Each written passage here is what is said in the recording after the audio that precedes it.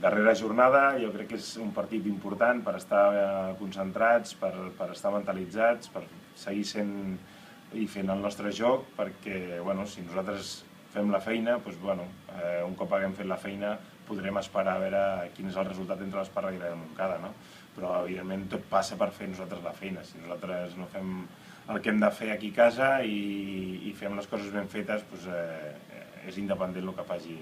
Montcada al camp de l'Esparreguera. L'equip, ara el dimarts vam tenir la baixa de Javi, que s'ha fet una fractura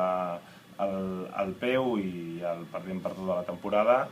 i després la resta està entrenant normal i està preparat, i sobretot jo crec que ja la gent ja comença a tenir ganes de que acabi la Lliga i començar a afrontar el play-off.